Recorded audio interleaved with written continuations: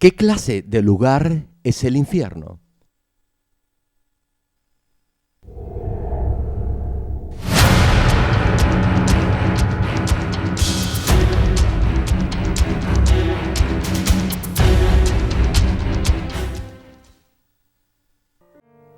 Aconteció que murió el mendigo y fue llevado por los ángeles al seno de Abraham.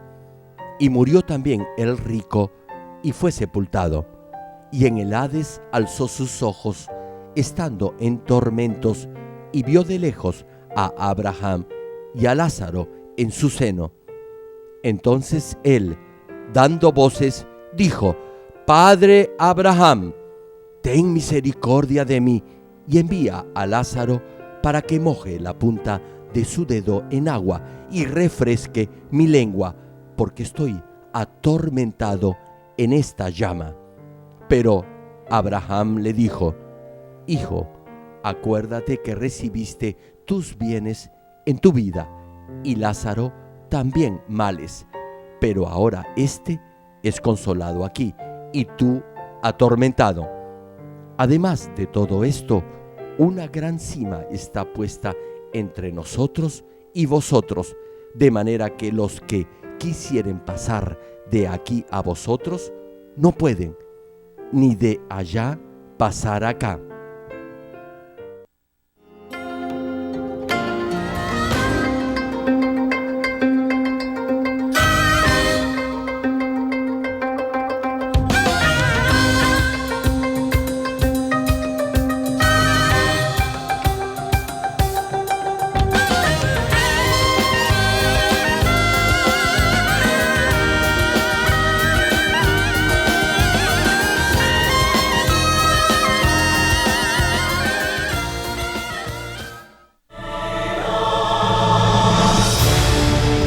Querido público, esperamos que a través de estos mensajes del connotado evangelista de renombre internacional, Reverendo Jero Glynn, usted llegue a entender la realidad del mundo espiritual, viva una recta vida cristiana, alcance la salvación y llegue al eterno reino de los cielos.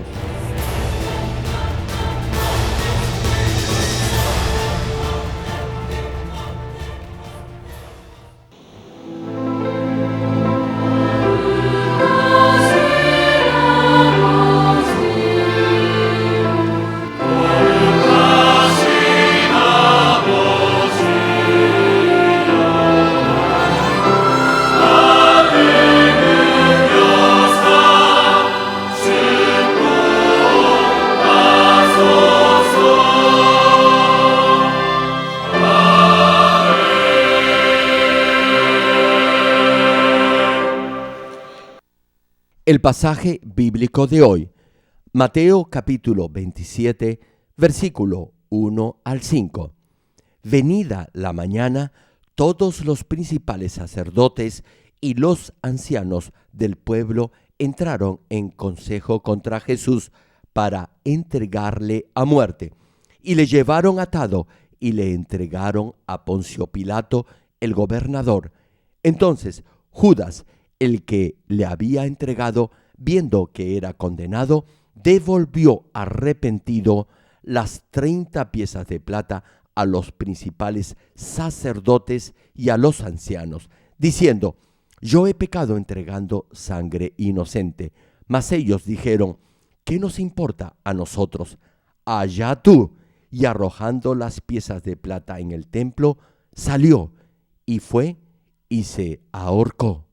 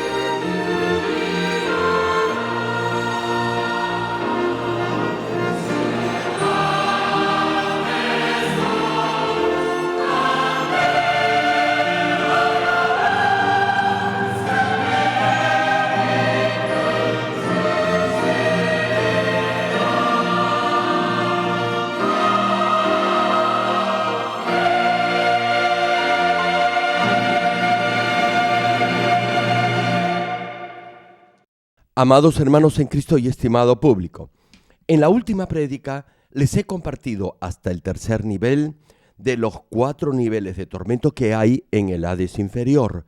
Les mencioné importantes ejemplos de aquellos que están siendo torturados en el tercer nivel, como Poncio Pilato y el rey Saúl. Hoy les voy a hablar del 4º nivel de tortura y para ello recordemos el pasaje en el que Poncio Pilato interroga a Jesús. Jesús no intentó defenderse de las acusaciones de los judíos. En Juan capítulo 19, versículo 10, Pilato le dijo: ¿A mí no me hablas? ¿No sabes que tengo autoridad para crucificarte y que tengo autoridad para soltarte? Y Jesús le responde en el siguiente versículo 11: Ninguna autoridad tendrías contra mí si no te fuese dada de arriba. Por tanto, el que a ti me ha entregado, mayor pecado tiene. Hermano, la vida y la muerte, la dicha y la desgracia están en manos de Dios. Si Dios no lo permite, incluso alguien con autoridad no le podrá hacer nada. En las cruzadas que he dirigido en el extranjero, he experimentado este tipo de hechos extraordinarios. En un país donde predicar el evangelio estaba prohibido por ley, yo lo hice porque Dios me protegió y no me sucedió ningún incidente. Repito, a pesar que predicar el evangelio estaba prohibido por ley, como Dios me lo había mandado, yo obedecí y no me pasó nada porque Dios me protegió. Volviendo al tema, en el versículo antes citado, Jesús decía que llegado el momento Dios permitió todo dentro de su providencia y Pilato no tenía ninguna autoridad para arrestar o soltar al Señor, ni para matarlo o dejarlo vivir. Entonces Jesús añadió algo muy significativo diciendo: el que a ti me ha entregado, mayor pecado tiene. Una pregunta: ¿quién entregó a Jesús ante el tribunal de Pilato? Fue el sumo sacerdote y Judas Iscariote quien vendió al Señor. Judas, uno de los 12 discípulos de Jesús, vendió a su maestro a los soldados del sumo sacerdote por 30 monedas de plata. Ahora bien, ya saben que Pilato está siendo torturado en el tercer nivel del Hades inferior. Entonces, tal vez se pregunte, ¿qué castigo está recibiendo Judas Iscariote? Como dijo Jesús, el pecado de Judas Iscariote fue mayor que el de Pilato. Es decir, está en el 4º nivel de tortura. Si el primer, segundo y tercer nivel de tortura son horribles, ¿se imagina cómo será el 4º nivel de tormento? La pregunta es, ¿qué clase de pecados debe cometer alguien para ser condenado a este 4º nivel de tormento en el Hades inferior? Oro en el nombre del Señor Jesucristo para que este mensaje se convierta en la semilla que llegue a transformar totalmente su vida. Estimado público, si pudiéramos clasificar en 2 grandes grupos los 4 niveles de tortura que hay en el Hades inferior, podríamos decir que el primero y el segundo nivel son relativamente tormentos ligeros y el tercer y 4º nivel son los más severos. Hay muchos no creyentes en este primer y segundo nivel de castigo. Cayeron en el infierno porque vivieron en el pecado. Tal vez muchos de ellos no escucharon el evangelio ni conocieron la verdad. Sin embargo, los que están en el tercer y en el 4º nivel de tortura sí eran creyentes.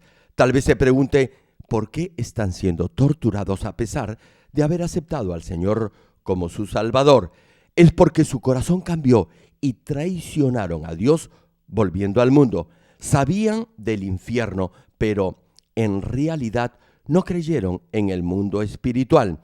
Incluso después de haber experimentado el bautismo del Espíritu Santo, blasfemaron contra el mismo Espíritu. Sabiendo lo que era pecado, aún así cometieron pecados imperdonables. Decían que eran hijos de Dios y que conocían la verdad, pero hicieron mayor maldad que los incrédulos o que los nuevos creyentes que aún no conocen la verdad.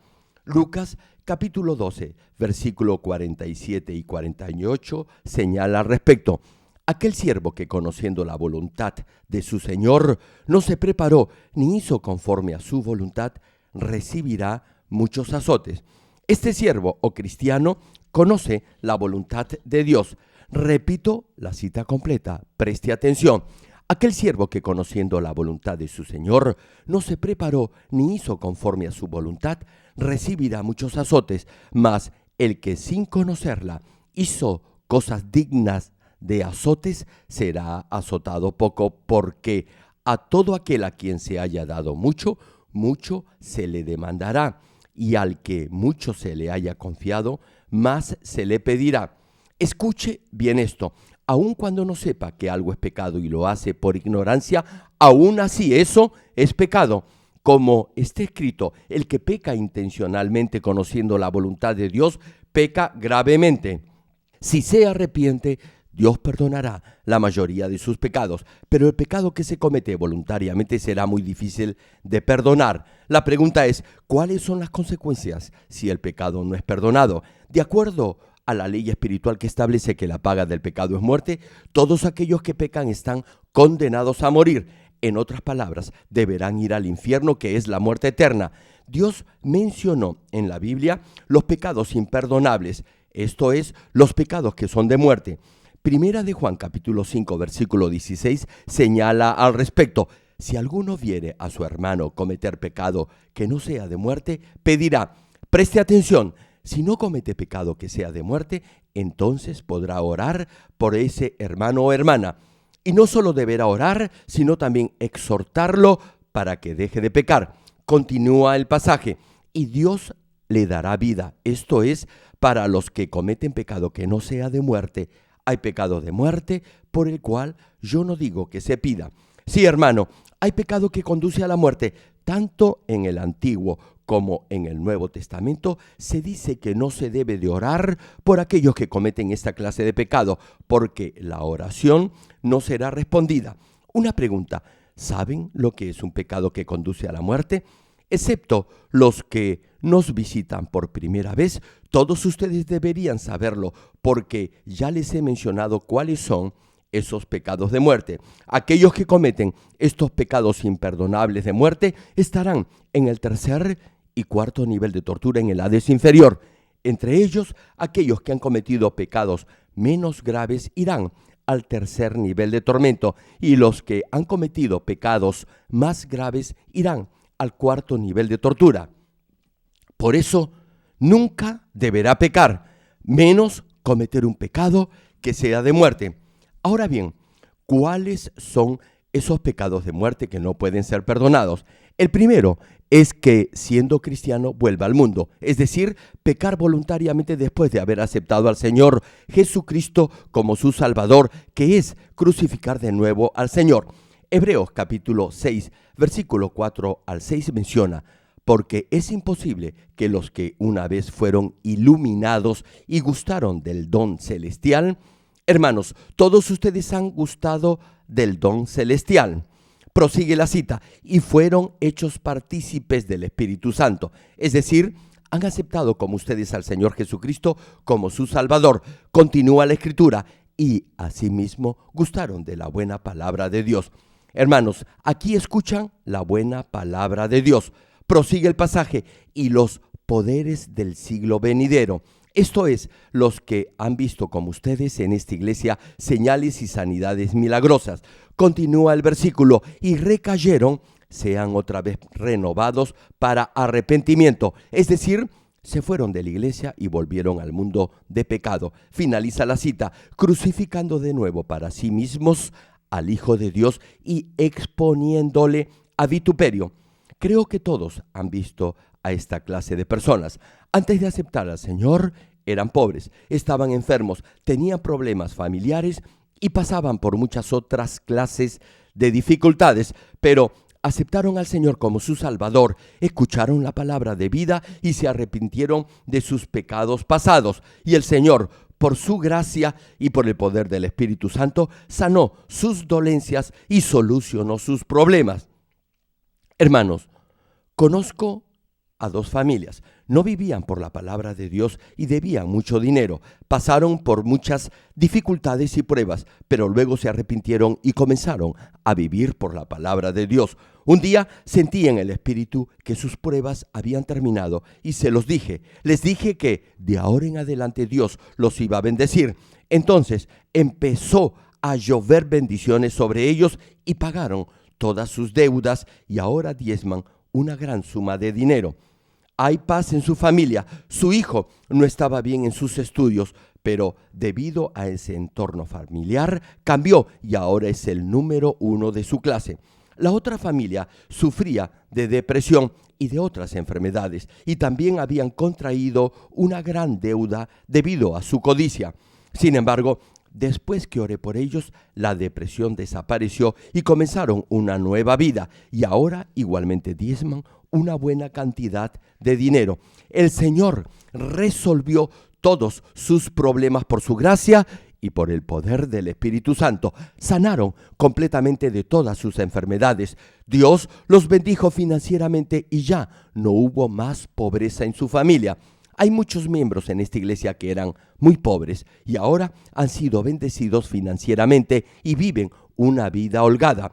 Hay muchos que ahora diezman miles de dólares. Eran pobres, pero en la medida en que vivieron conforme a la palabra de Dios y obedecieron sus mandamientos, fueron bendecidos y tuvieron salud.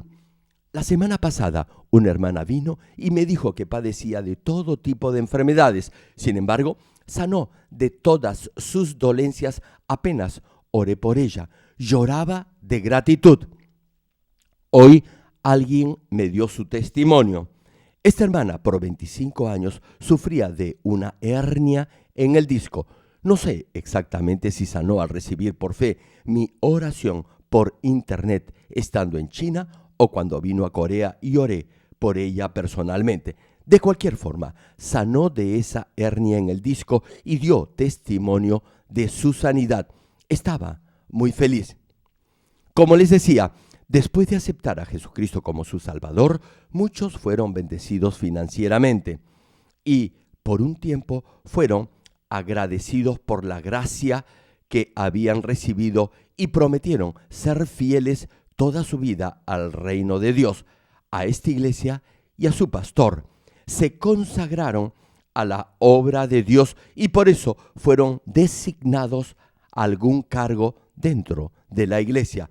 Pero de un momento a otro volvieron al mundo y se alejaron de la iglesia por seguir las cosas y los placeres mundanos. Al hacerlo, cayeron más en la inmundicia del pecado que antes de conocer al Señor, siguiendo sus bajas pasiones, incluso más que los no creyentes. Segunda de Pedro, capítulo 2, versículo 20, señala al respecto: ciertamente, si habiéndose ellos escapado de las contaminaciones del mundo por el conocimiento del Señor y Salvador Jesucristo, enredándose otra vez en ellas, son vencidos. Hermanos, antes de aceptar al Señor, usted no sabía lo que era la verdad ni lo que era el pecado, pero después de aceptar al Señor y escuchar la palabra, llegó a conocer lo que es el pecado. Y así, al conocer al Señor y Salvador Jesucristo, ahora puede vivir una vida por encima de las tentaciones y de las contaminaciones del mundo. Finaliza el pasaje: su postrer estado viene a ser peor que el primero. Sí, hermanos, algunos son engañados y vuelven al mundo otra vez y luego su estado posterior es peor que el primero. Unos fueron bendecidos una vez, pero volvieron al mundo de nuevo y luego su situación empeoró. Otros fueron sanados, pero volvieron al mundo y después contrajeron enfermedades mucho más graves. Algunos tratan de justificar su comportamiento acusando a la iglesia y al pastor y calumnian a otros hermanos y destilan aún mayor perversidad. Satanás incluso influye a algunos de ellos para intentar destruir la iglesia a través de diversas estratagemas. ¿Se imaginan el pecado tan grave que es intentar destruir la iglesia en la que Dios está obrando y donde se manifiestan señales y prodigios. Por eso, al ver a estos supuestos cristianos, los no creyentes critican a la iglesia diciendo que los cristianos son hipócritas. De esa forma deshonran a Dios. Es lo mismo que escupir en la iglesia, que es el cuerpo del Señor. Por eso, los que de esta manera se corrompen de nuevo, crucifican de nuevo a Jesús y lo exponen a vergüenza pública. Antes de aceptar al Señor, ustedes eran hijos del diablo y amigos del mundo. Por eso Jesús murió una sola vez en la cruz por nuestros pecados. Jesús nos amó primero cuando éramos pecadores y murió en la cruz por nosotros. Si los hijos de Dios que han recibido ese excepcional amor de Dios se corrompen de nuevo y vuelven al mundo, es como crucificar al Señor de nuevo.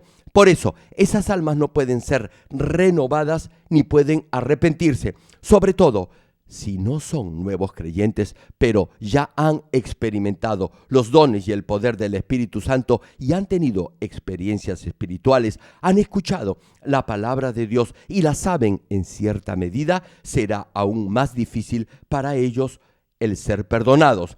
Al final, irán camino de la muerte eterna, es decir, a la tortura del infierno. Querido público, el segundo pecado que conduce a la muerte es pecar voluntariamente luego de haber conocido la verdad. Hebreos capítulo 10, versículos 26 y 27 menciona al respecto. Porque si pecaremos voluntariamente después de haber recibido el conocimiento de la verdad, ya no queda más sacrificio por los pecados.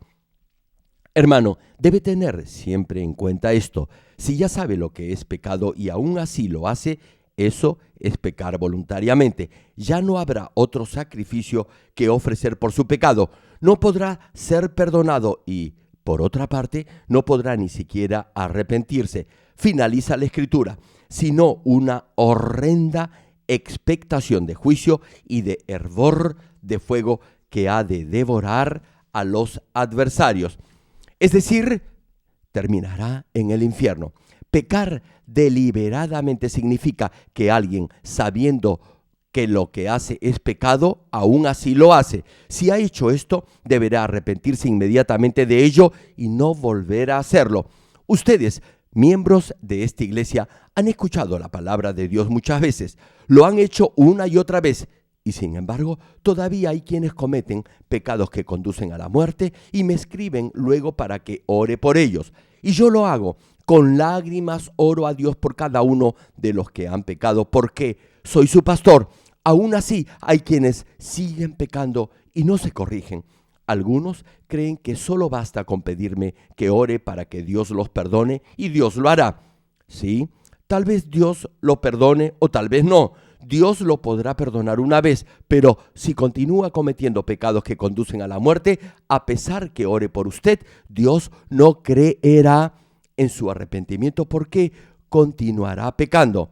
Aun cuando les he predicado detalladamente acerca del infierno, hay quienes pecan una y otra vez. Si solo fuera una vez, yo intercedería y si se arrepienten, Dios los perdonaría. Pero, ¿qué es lo que puedo hacer si cometen el mismo pecado una y otra vez? Ahora bien, hay quienes han procurado arrepentirse y dejar el pecado porque tienen miedo cuando escuchan las prédicas sobre el infierno. Pero si no se determinan a despojarse de esa naturaleza pecaminosa como la mente adúltera o la avaricia, el arrepentimiento será en vano. Después de algún tiempo volverán a cometer el mismo pecado. Segunda de Pedro, capítulo 2, versículo 22, señala: pero les ha acontecido lo del verdadero proverbio: el perro vuelve a su vómito y la puerca lavada a revolcarse en el cieno. Hermanos, Dios compara a los que pecan y se arrepienten una y otra vez con los perros y los cerdos.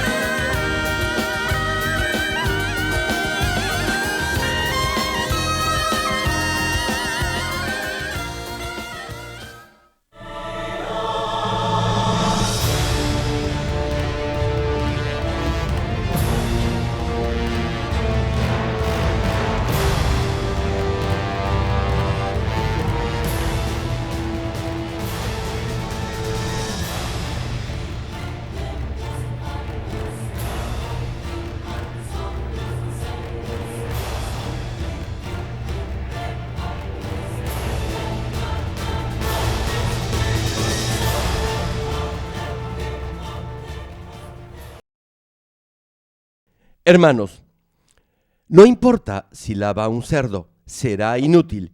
Irá a cualquier lugar y se ensuciará de nuevo. Actualmente, al menos en Corea, el lugar donde se crían los cerdos es bastante limpio. Sin embargo, hace algunos años eso no era así. Les cuento cómo era. Se cortaba el césped y se lo ponía debajo de los cerdos para que defecaran encima de ese gras.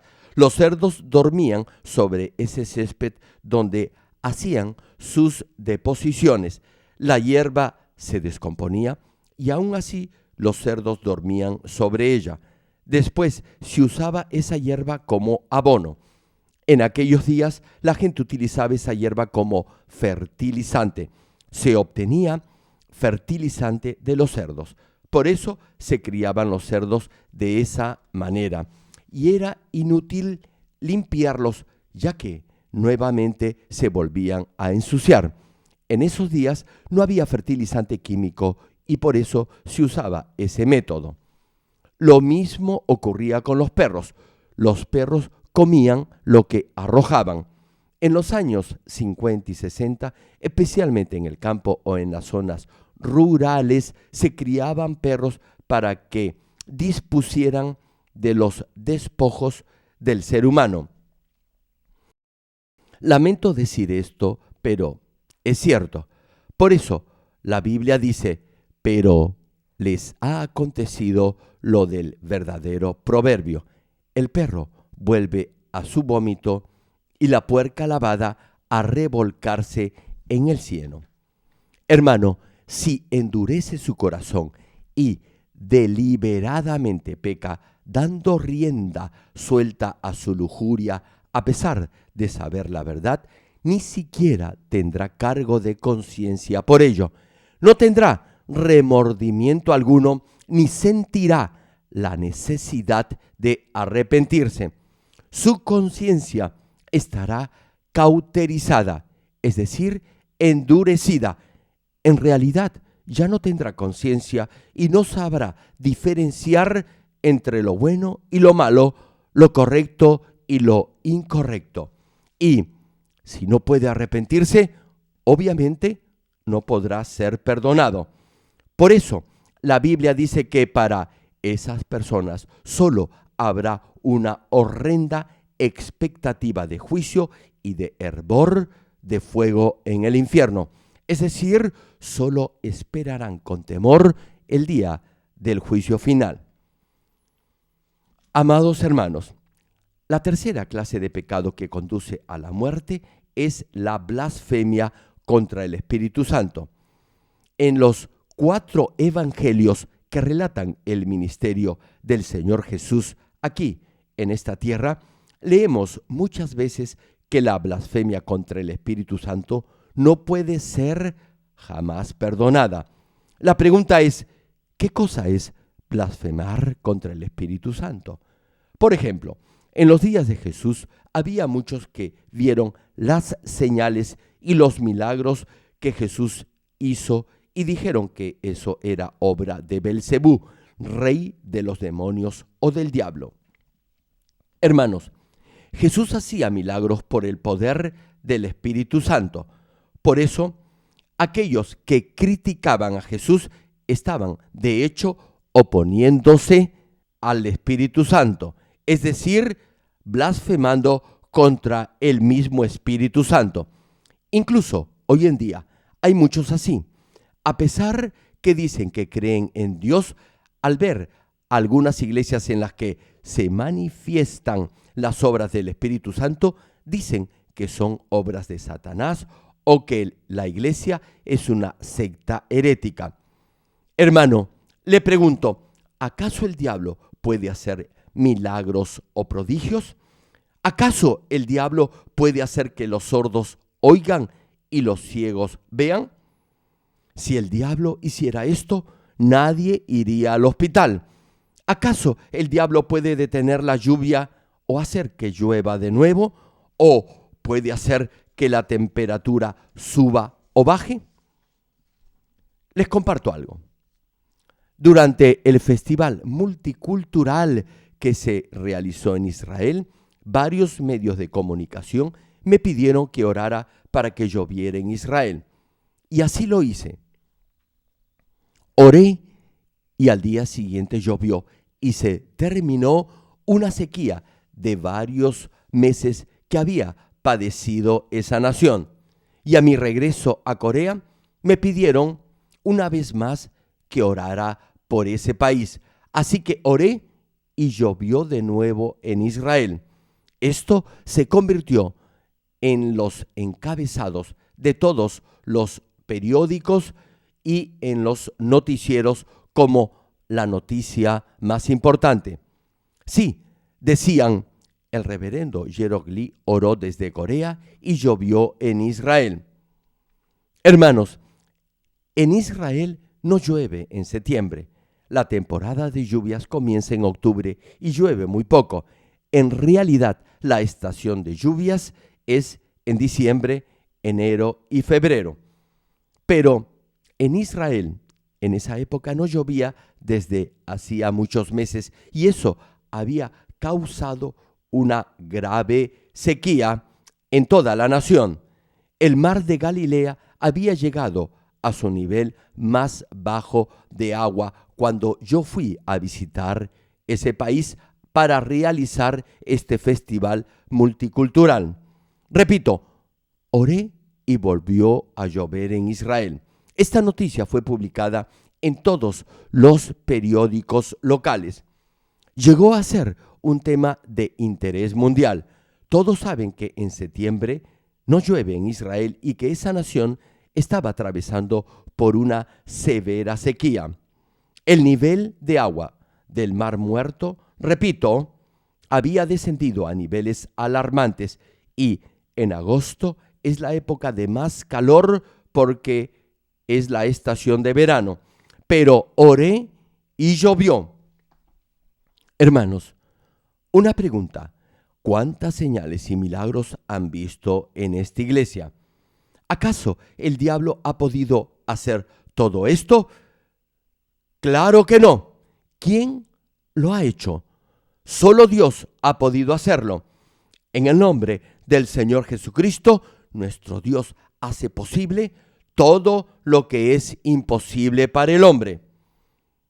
Y hay quienes dicen que esto es falso y es un engaño. No puedo entender a esas personas. No hay ningún registro en la Biblia que diga que el diablo puede hacer milagros como los que se ven en esta iglesia. Si un ser humano pudiera hacerlo, entonces sería Dios. Pero ningún ser humano puede hacer lo que solo Dios hace. Lo que acontece en esta iglesia y en otras iglesias cristianas es la obra de Dios y le damos toda la gloria a Dios en el nombre del Señor Jesucristo. Hermanos, los que condenan este tipo de manifestaciones del Espíritu Santo lo hacen sin ningún tipo de fundamento bíblico y sin pruebas contundentes. Lo único que esgrimen es su propio criterio o parecer negativo solo porque no entienden el obrar del Espíritu Santo y por eso juzgan gratuitamente a los demás. Pero sin este obrar del Espíritu Santo, el cual nos lo ha enviado Dios, le preguntó, ¿cómo se pueden explicar las sanidades y milagros que ustedes han visto y ven en esta iglesia? Además, si el nombre de Jesucristo es predicado y el reino de Dios se extiende a todo rincón de este planeta a través de estas obras tan poderosas, no puede haber duda alguna que son obras del Espíritu Santo. Hermanos, oponerse al obrar del Espíritu Santo es ir en contra del mismo Dios. Y lo peor aún es que hay quienes dicen ser hijos de Dios, pero se oponen y aún niegan estas manifestaciones del Espíritu Santo. Estos no podrán ser salvos. Aquellos que se oponen al Espíritu Santo o los que traicionan a Dios después de haber experimentado el obrar del Espíritu Santo no recibirán el espíritu de arrepentimiento. Y aún si se arrepienten de labios, el muro de pecado que habrán levantado contra Dios no podrá ser derribado. y cuando mueran serán juzgados y condenados con mayor severidad que cualquier otro pecador o incluso que un no creyente. Por eso irán al tercer o al cuarto nivel de tortura en el Hades inferior. Querido público, ahora veamos cuál es el tormento del cuarto nivel en el Hades inferior. Al igual que la tortura del tercer nivel, los mensajeros del infierno son los que directamente ejecutan este martirio. Sin embargo, el grado de dolor y de crueldad será diferente. Este nivel es donde los pecadores más perversos de la historia de la humanidad están siendo torturados. Ya podrán imaginarse lo terrible que serán esos castigos. Por ejemplo, en el cuarto nivel hay almas que son torturadas colgadas en una cruz. ¿Saben por qué? Porque tienen que pagar el precio de la maldición que dicta que la paga del pecado es la muerte. Como todos éramos pecadores, cada uno tenía que ser clavado en la cruz, tal como Jesús fue crucificado. Pero, ¿quién fue el que en realidad fue clavado en la cruz? Fue Jesús. Gálatas capítulo 3, versículo 13 menciona sobre el particular. Cristo nos redimió, es decir, a usted y a mí. Continúa el pasaje, de la maldición de la ley, hecho por nosotros maldición. Hermano, Él, Jesús, recibió la maldición por nosotros. Prosigue la Escritura, porque está escrito, maldito todo el que es colgado en un madero. Es decir, la paga del pecado es la muerte. Esta es la maldición de la ley. Y al ser colgado en un madero, Jesús nos redimió de la maldición de la ley. Esta es la razón por la que Jesús fue crucificado en la cruz. Repito, Jesús nos redimió de la maldición del pecado al morir clavado en ese madero. No obstante, los que van al cuarto nivel de tortura no han escogido la gracia de esta redención. Primera de Timoteo, capítulo 4, versículo 1 y 2, cita sobre esto. Pero el Espíritu dice claramente que en los postreros tiempos algunos apostatarán de la fe, escuchando a espíritus engañadores y a doctrinas de demonios, por la hipocresía de mentirosos que, teniendo cauterizada la conciencia, prohibirán casarse. Y continúa el versículo añadiendo más cosas. Hermano, jamás debe mentir. Incluso si es algo sin importancia, no deberá hacerlo. Ni siquiera esas mentiras que el mundo llama mentiras blancas. Es mejor no hacerlo. Si mentir se convierte en un hábito en usted, lo más probable es que después diga mentiras más graves. ¿Se imagina la confianza que Dios tendrá en usted si llega a ser alguien totalmente veraz? Es decir, que no miente. Como está escrito, los que niegan la fe son aquellos cuya conciencia está cauterizada como el hierro y se han convertido en siervos del diablo para oponerse a Dios. Esos son los que crucifican a Jesús una y otra vez. Por eso, en el Hades inferior estarán colgados en un madero como símbolo de la maldición, como castigo a su extravío. Un ejemplo es Judas Iscariote, quien traicionó y vendió a Jesús. Judas había visto en persona al Hijo de Dios, quien vino a esta tierra tomando la forma de un ser humano. Era además discípulo de Jesús y Jesús lo amó. Judas aprendió la palabra directamente del Señor. No solo escuchó de los milagros que Jesús hacía, sino que él mismo los vio y los experimentó de primera mano. También vio resucitar a Lázaro, quien había estado muerto por 3 días después que Jesús orara por él. Sin embargo, debido a que Judas no se despojó de su codicia, Satanás exacerbó esa naturaleza pecaminosa en su corazón. Vendió a Jesús, al Hijo de Dios, a los judíos. Por supuesto, se dio cuenta de su pecado cuando Jesús fue entregado para ser condenado a muerte y tuvo remordimiento, pero ya era demasiado tarde. Debe haberse sentido bastante mal por esa traición. Incluso devolvió el dinero a quienes se lo habían dado. No obstante, a pesar de eso, Dios no le dio ese espíritu de arrepentimiento. La carga del pecado que había cometido era tan pesada que no pudo soportar más ese dolor en su corazón y se ahorcó. Hechos capítulo 1, versículo 18, señala: Este, pues, con el salario de su iniquidad, adquirió un campo, y cayendo de cabeza, se reventó por la mitad, y todas sus entrañas se derramaron. Una pregunta: ¿por qué cree que se menciona esto en la Biblia? Es porque Dios nos quiere decir lo grave que es el pecado de traicionar al Salvador, es decir, de tener un corazón traicionero. Sí, Judas lamentó haber traicionado a su maestro, pero no pudo escapar del sentimiento de culpa y se ahorcó. Y al caer se reventó y su cuerpo se partió en dos y todas sus entrañas se derramaron.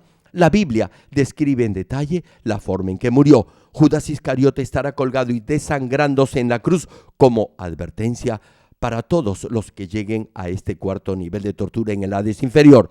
A partir de Judas Iscariote, todos los que se oponen a Dios estarán crucificados en un madero. Esta horrible escena se parecerá a un campo de batalla después de una masacre.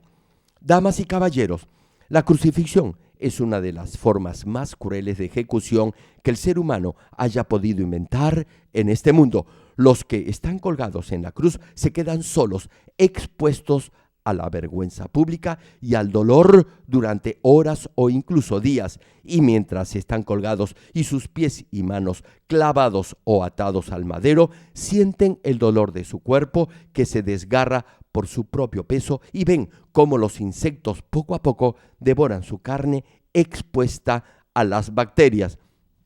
Se desangran hasta morir lentamente bajo un sol abrasador. Por lo general, el condenado deseará morir lo más pronto posible. La crucifixión fue concebida como una forma preventiva para advertir a los criminales o rebeldes el castigo al cual se exponían. Pero el horror de la tortura superó toda expectativa.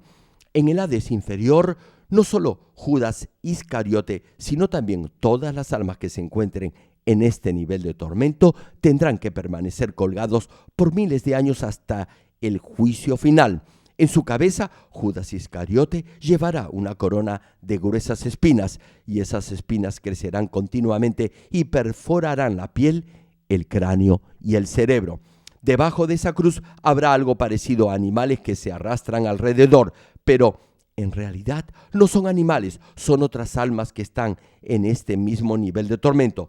Después de haber sido torturadas, su aspecto y forma será espantoso. Los mensajeros del infierno los atraviesan con sus lanzas debajo de la cruz donde está colgado Judas Iscariote. Cada vez que les clavan las lanzas, sus gritos también perforarán el cuerpo de Judas Iscariote. Mientras más doloroso sea el tormento para esas almas, más doloroso será también la tortura para Judas Iscariote. Esas almas, al gritar, tratarán de desfogar su ira. Asimismo, los ángeles caídos se burlarán de Judas Iscariote mientras éste grita de dolor debido a la tortura. Además de ese dolor en su cuerpo, Judas también sufrirá una tortura mental. Recordará que su nombre es maldito porque vendió al Hijo de Dios, y al hacerlo, las espinas de la corona que lleva en la cabeza crecerán y perforarán su cráneo, y las lanzas afiladas que atraviesan su cuerpo se removerán, causándole un dolor indescriptible. Tal vez en este punto se pregunte si los que se suicidan se convierten en demonios y vagan por la tierra. ¿Por qué Judas Iscariote se encuentra en el Hades inferior si él también se suicidó? En la próxima prédica responderé a este interrogante y trataremos asimismo los casos del rey Saúl y de Pilato. Terminó el mensaje. Amados hermanos en Cristo y estimado público, Judas Iscariote, al ser llamado como uno de los 12 discípulos de Jesús, debe haber sentido entusiasmo por seguir al Señor. En Hechos, capítulo 1, versículo 17, se menciona sobre esto: y era contado con nosotros y tenía parte en este ministerio. Tal como está escrito, Judas desempeñó su rol como apóstol y como uno de los 12 discípulos. No obstante, con el tiempo se dio cuenta que Jesús no era la clase de persona o líder que él se imaginaba. Judas creía que Jesús iba a ser rey de Israel y que él, es decir, Judas iba a ocupar un puesto de autoridad en ese eventual reinado. Esas eran sus expectativas. Sin embargo, se dio cuenta que eso no iba a ser así. Jesús no iba a ser rey de Israel y comenzó a escuchar los chismes y las calumnias de los que trataban de matar a Jesús. Judas pensó que podía obtener muchos beneficios materiales por seguir al Señor, pero eso no sucedió. Saciaba su avaricia y ambición robando del dinero que tenía bajo su cargo. Su propia idea de lo que era justo, su codicia y su maldad lo alejaban cada vez más del Señor. Hermano, nunca deberá hacer eso. Si usted es tesorero de una asociación de la iglesia o miembro del comité de finanzas, jamás deberá usar ese dinero para uso personal. Ese dinero es del Señor. Le pregunto, ¿cómo podría emplearlo para su uso personal? ¿Cómo podría disponer de las finanzas de la iglesia a su voluntad? Digamos que usted compra algo para la iglesia que se supone cuesta $100 y obtiene un descuento y paga solo $90. Ahora bien, le pregunto, ¿se podría quedar con el vuelto? Es decir, con esos $10 de descuento. Claro que no.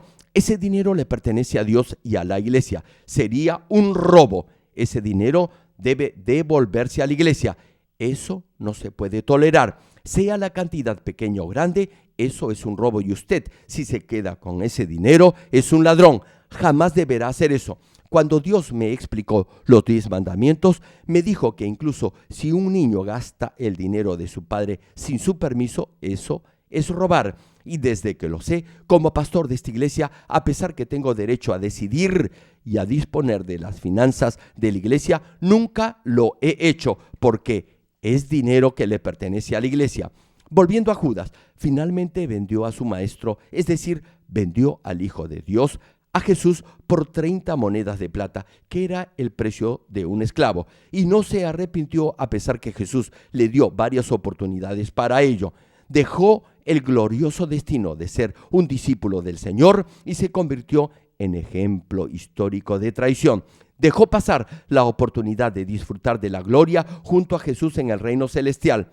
Hermanos, les confieso algo. No saben cuánto me gustaría compartir la dicha de la gloria de la Nueva Jerusalén con todos ustedes. ¿Habrá alguien aquí que prefiera permanecer en su terquedad, arrogancia, codicia y maldad en vez de alcanzar la gloria de la Nueva Jerusalén? Oro en el nombre del Señor Jesucristo para que todos se esfuercen y así lleguen a despojarse por completo de toda forma de maldad y puedan disfrutar conmigo de esa verdadera paz y felicidad y de todas las bendiciones en la Nueva Jerusalén. Ahora oremos todos juntos en voz alta, meditando en el mensaje de hoy. Gracias, Padre, por tu amor y tu misericordia. Haz que la prédica de hoy se haga fe y vida en cada uno de tus hijos. Hoy he compartido del 4º nivel en el Hades inferior. Ahora ya saben tus hijos del pecado que conduce a la muerte. Ayúdalos a no cometer esta clase de pecados ni a pecar voluntariamente sabiendo lo que es el pecado. No debemos crucificar otra vez al Señor Jesucristo ni cometer estos pecados de muerte. No debemos jamás blasfemar en contra del Espíritu Santo ni traicionar al Señor.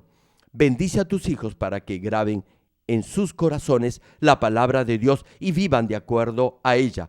Gracias, Padre. He orado en el nombre de nuestro Señor Jesucristo. Amén.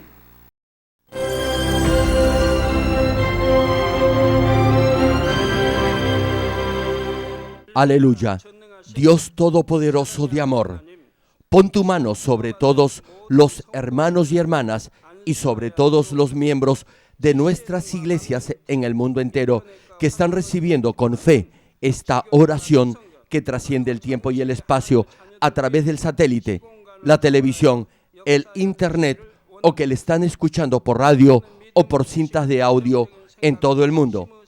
Pon fe en sus corazones para que puedan creer en ti y se despojen de todo pensamiento negativo y toda duda. Libéralos de toda prueba y aflicción. Quema con el fuego del Espíritu Santo de la cabeza a los pies toda parte enferma, incluyendo toda célula, tejido y nervios, todo órgano interno e intestinos, que la luz de tu Espíritu venga sobre ellos. En el nombre de Jesucristo, ordeno al diablo y a Satanás, a todo tipo de enfermedad, germen y dolencia, fuera. Quema con el fuego del Espíritu Santo toda enfermedad incurable y toda dolencia crónica. Que toda enfermedad contagiosa, resfriado y fiebre desaparezca. Protégelos de cualquier tipo de microbio, virus y bacterias. Sánalos de todo tipo de cáncer, incluyendo cáncer al estómago, al pulmón, al hígado, cáncer de mama, cáncer al útero, al intestino y toda otra enfermedad como el SIDA, leucemia, apoplejía cerebral, presión arterial alta y baja, enfermedades cardiovasculares y pulmonares, diabetes y toda clase de inflamación. Quema con el fuego del Espíritu Santo toda polio, derrame cerebral, artritis y hernia. Que todo tipo de dolor de espalda, de cabeza y toda clase de neuralgia desaparezca. Libéralos de toda epilepsia, autismo, depresión, neurosis y enfermedades mentales y de toda clase de parálisis. Que los cojos y tullidos se levanten y caminen. Restaura la vista y el oído. Que los ciegos abran sus ojos, los sordos vuelvan a oír y que los mudos empiecen a hablar. Líbralos de todo tipo de accidente. Restaura los huesos fracturados. Sana toda quemadura. Libéralos de toda adicción a las drogas. Regenera los nervios, tejidos y células muertas.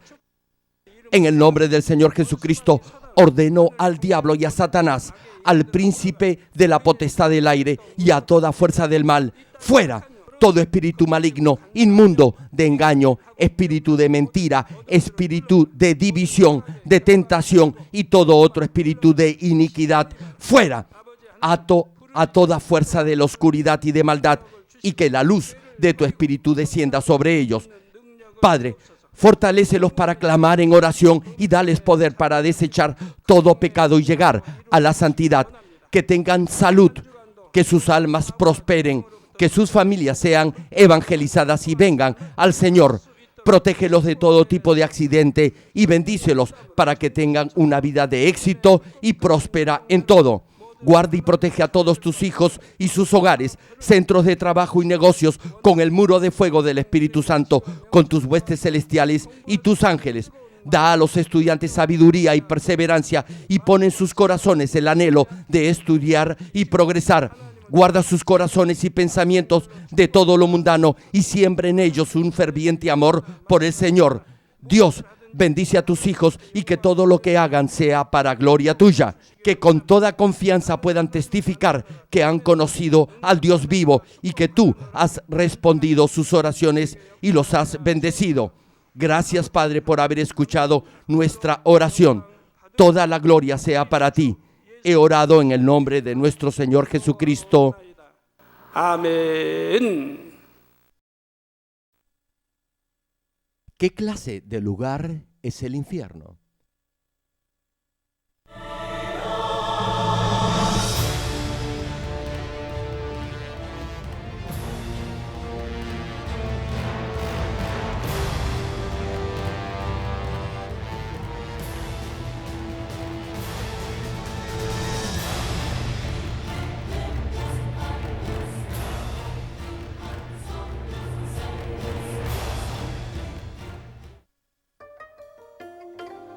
Querido público, esperamos que a través de estos mensajes del connotado evangelista de renombre internacional, Reverendo Gerald Green, usted llegue a entender la realidad del mundo espiritual, viva una recta vida cristiana, alcance la salvación y llegue al eterno reino de los cielos.